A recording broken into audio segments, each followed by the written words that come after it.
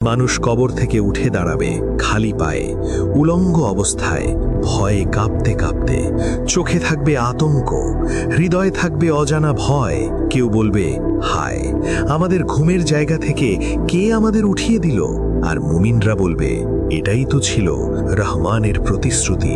রাসূলরা সত্যই বলেছিলেন, পৃথিবীর প্রতিটি কোণ থেকে মানুষ বের হয়ে আসবে। কারো মাথা নুইয়ে থাকবে, কারো চোখ আকাশের দিকে তাকানো থাকবে। শিশুরা পর্যন্ত ভয়ে বৃদ্ধের মতো হয়ে যাবে। সূর্য তখন মানুষের মাথার খুব কাছে নামিয়ে আনা হবে। ঘাম ঝরতে থাকবে, কারো ঘাম হাঁটু পর্যন্ত, কারো বুক পর্যন্ত, কারো আবার কান পর্যন্ত পৌঁছে যাবে। এই হবে হাসরের দিনের শুরু।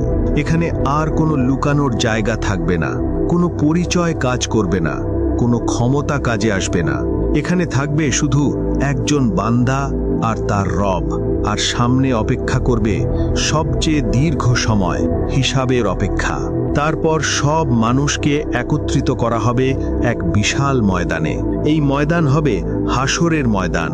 এখানে কোনো পাহাড় থাকবে না, কোনো গাছ থাকবে না, কোনো ছায়া থাকবে না, শুধু সমতল ভূমি আর অসংখ্য মানুষ।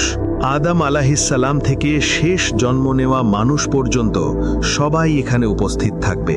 কারো মাথায় মুকুট থাকবে না, কারো হাতে ক্ষমতা থাকবে না। রাজা আর ভিখারি এক সারিতে দাঁড়িয়ে থাকবে। সূর্য তখন মানুষের মাথার এত কাছে নামিয়ে আনা হবে যে তার তাপ সহ্য করা অসম্ভব হয়ে যাবে। ঘাম ঝরতে থাকবে, কারো ঘাম গোড়ালি পর্যন্ত পৌঁছাবে, কারো হাঁটু পর্যন্ত, কারো বুক পর্যন্ত, আর কারো কারো ঘাম মুখ ও কান ঢেকে ফেলবে। মানুষ কথা বলতে পারবে না, শ্বাস নিতে কষ্ট হবে। চারদিকে শুধু কান্না আর আর্তনাদ। এই অবস্থায় মানুষকে দাঁড়িয়ে থাকতে হবে একদিন নয়, 1 বছর নয়, 50,000 বছর। এই সময়ের মধ্যে কোনো হিসাব শুরু হবে না। কেউ কারো দিকে তাকাবে না, কেউ সাহায্য করতে পারবে না। মানুষ তখন বলবে, হে আমাদের রব, আমাদের হিসাব শুরু করে দিন। যদিও জাহান্নাম হয়, তবুও এই অপেক্ষা থেকে রক্ষা করুন। কান্না করতে করতে মানুষের চোখে আর অশ্রু থাকবে না। তখন তারা কাঁদবে রক্তের অশ্রু। ভিড় এত বেশি হবে যে মাটিতে একটি সূচ ফেলার জায়গাও থাকবে না। এই সময় ফেরেশতারা সারিবদ্ধভাবে দাঁড়িয়ে যাবে। আকাশ ভেঙে পড়বে স্তরে স্তরে। সপ্তম আসমান থেকে আল্লাহর হুকুম নেমে আসবে। তারপর জাহান্নামকে হাসরের ময়দানে নিয়ে আসা হবে। 70,000 শিকল দিয়ে জাহান্নামকে টেনে আনা হবে। প্রতিটি শিকল ধরবে 70,000 ফেরেশতা। জাহান্নাম এমন ভয়ঙ্করভাবে গর্জন করবে যে ফেরেশতারাও শিউরে উঠবে। মানুষ ভয়ে অজ্ঞান হয়ে যাবে। কেউ পালাতে চাইবে, কিন্তু কোথায় যাবে? ঠিক তখনই মানুষ বুঝতে পারবে এই জায়গা থেকে আর কোনো পালানোর পথ নেই।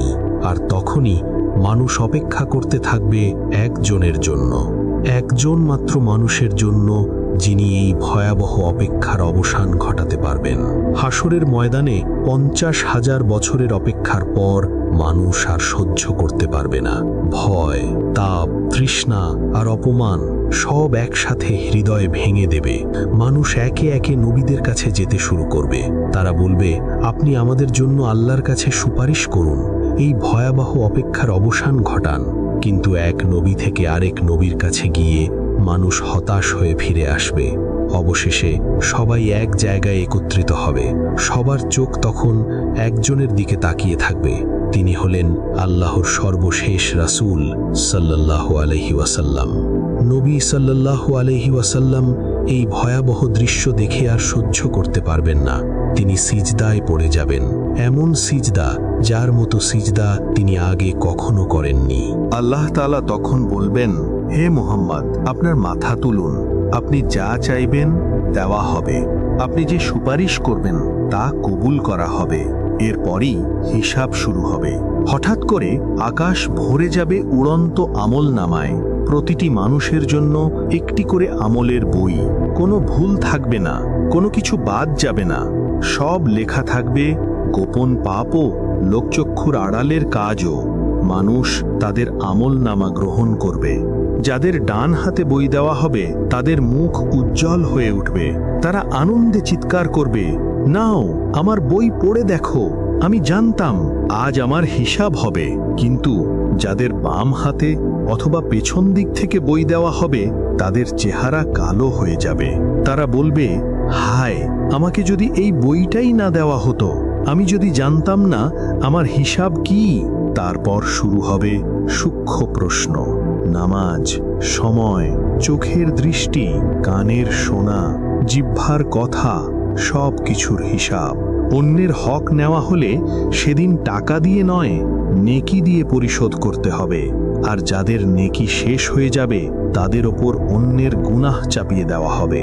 অনেকেই তখন বুঝবে দুনিয়ায় ছোট মনে হওয়া পাপগুলো আজ পাহাড় হয়ে দাঁড়িয়ে আছে। তবে যারা আন্তরিকভাবে তওবা করেছিল, যারা আল্লাহর ওপর ভরসা রেখেছিল, যারা বিনয়ী ছিল, তাদের জন্য হিসাব হবে সহজ। কিছু মানুষ থাকবে যারা কোনো হিসাব ছাড়াই জান্নাতে প্রবেশ করবে, কিন্তু এখনো বাকি থাকবে সবচেয়ে ভয়ঙ্কর অধ্যায়, কারণ সামনে অপেক্ষা করবে সবচেয়ে ভয়ঙ্কর পরীক্ষাটি, সিরাত। জাহান্নামের উপর একটি সেতু স্থাপন করা হবে। এই সেতু হবে চুলের থেকেও সরু, তলোয়ারের থেকেও ধারালো। এর নিচে জ্বলতে থাকবে ভয়ঙ্কর জাহান্নাম। আগুনের শিখা ঊর্ধ্বমুখী হয়ে উঠবে। চিৎকার আর আর্তনাদে মহাবিশ্ব কেঁপে উঠবে। এখন প্রত্যেক মানুষকে এই সেতু পার হতে হবে। কেউ পার হবে বিদ্যুতের মতো দ্রুত, কেউ বাতাসের মতো, কেউ দৌড়ে, কেউ হাঁটতে হাঁটতে, আর কেউ হামাগুড়ি দিতে দিতে। সবকিছু নির্ভর করবে দুনিয়ায় করা আমলের ওপর। এই সেতু